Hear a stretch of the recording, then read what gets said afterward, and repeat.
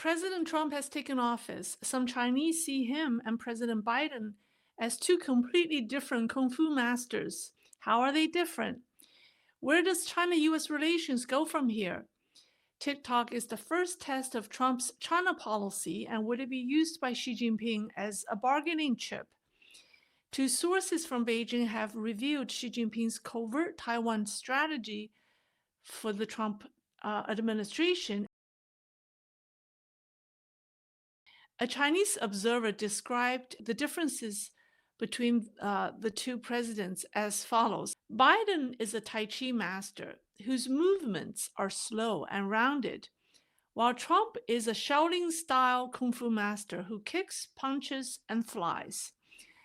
Biden avoids open confrontation, especially ideological ones, but deployed a targeted approach to deal with China or CCP's threats. And his policies are often referred to as a small yard with high fence. Biden's policies are often defensive in nature.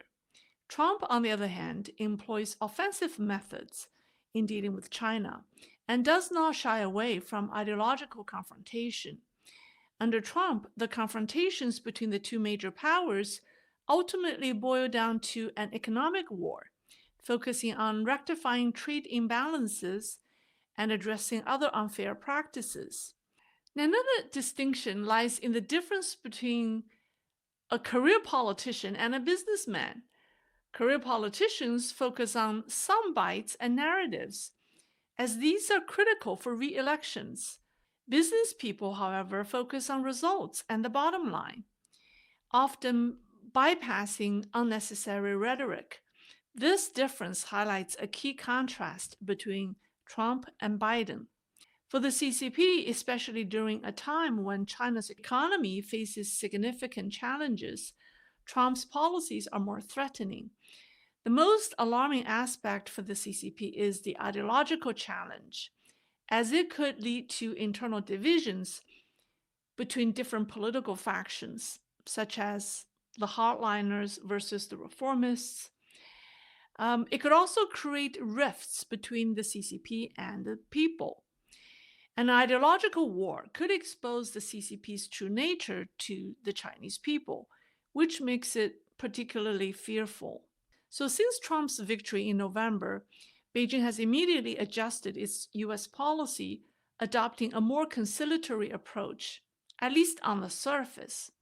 State media outlets, People's Daily and Global Times, even promoted a Sino-American friendship essay competition. The first major issue testing Sino-US relations under Xi Jinping and Donald Trump is TikTok. Xi doesn't want TikTok sold, even though it's a private company, right? Privately owned company. Beijing's concern lies in exposing TikTok's algorithm to Americans post-sale, as the new owners might uncover how TikTok manipulates public opinion in the US. On his first day in office, Trump did not announce tariffs on Chinese goods, but made it clear that tariffs could be tied to the TikTok deal. Now, after TikTok was banned in India a few years ago, the United States became its largest market outside China. Losing the US market would significantly reduce TikTok's $100 billion valuation, given its reliance on American advertisers and online sales. While ByteDance's reluctance to sell TikTok seems counterintuitive, the CCP perceives TikTok's algorithm as a trade secret that it cannot afford to reveal. The crux lies in TikTok's relinquishing control of its algorithm. So to align, TikTok's Chinese and non-Chinese operations must be entirely separate, with its systems and data center under US oversight. While TikTok's fortune impacts over 100 million American users, it is not the most challenging issue in Sino-US relations. The real test will be Taiwan. as Beijing likely has a plan in place to use TikTok, I think to use TikTok as a bargaining chip to get what it wants. And this is a covert strategy that Beijing has. So, an Australian Chinese, Professor Yuan Hongbin, he disclosed CCP's grand plan concerning Taiwan based on information he received from two separate sources in Beijing. And one source is a princeling, and the other source is someone who works in the government. But he said Xi Jinping's overarching strategy in dealing with Trump is this: accumulate strength through great struggles or fightings, and then negotiate from a position of strength.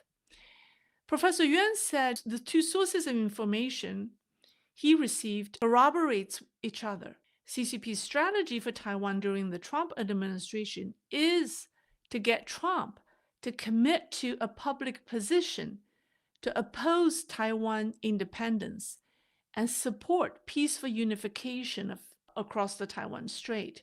This is CCP's strategy for annexation of Taiwan.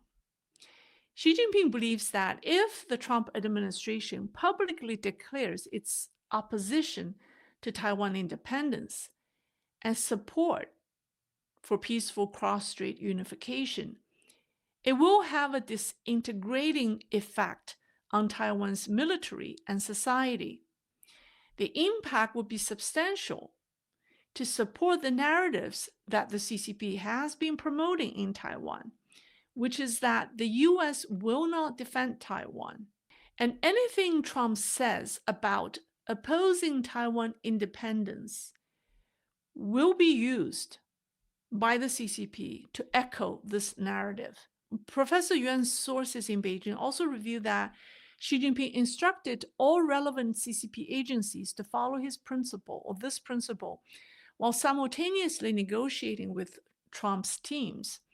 In particular, the diplomatic department was tasked with covertly but effectively ensuring that Trump's team understands that if Trump publicly opposes Taiwan independence and supports peaceful unification, the CCP is willing to make significant concessions in other areas of negotiation. Xi Jinping's team knows Trump is a businessman who loves negotiating, so they have come up with a strategy to get Trump to make a statement on Taiwan. So CCP understands that it cannot win a hot war with the US in the Taiwan Strait when Donald Trump is the president, but it has a better chance of a soft takeover of Taiwan. So Trump's position to oppose Taiwan independence is important to Beijing because it falls into the overall plan of a soft takeover. Professor Yuan added that the CCP predicts heightened political tensions in Taiwan around the 2026 local elections. There may be potentially large-scale social unrest in Taiwan, and the PLA needs to be ready before that. And the CCP would do that in the name of suppressing internal social chaos. I think the CCP is trying to copy South Korea's ongoing constitutional chaos or crisis in Taiwan. All right, so here's the question to you. What are some of the other concessions do you think Xi Jinping is willing to make to get Trump to support this anti-Taiwan independence position? I think Xi Jinping will promise TikTok sales. He will also promise stopping supporting Russia in the war. South China Sea is definitely a bargaining chip. So I think TikTok represents the first weather vane for Sino-US relations, and it's a precursor to Trade War 2.0.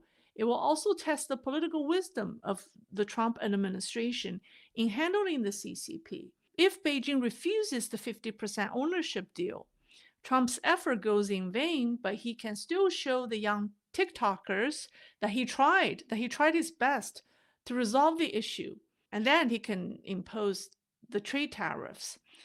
But if Beijing agrees Trump must ensure American companies genuinely control TikTok to avoid national security risks and political fallout, because a failure to do so could weaken his position and provide ammunition to his opponents.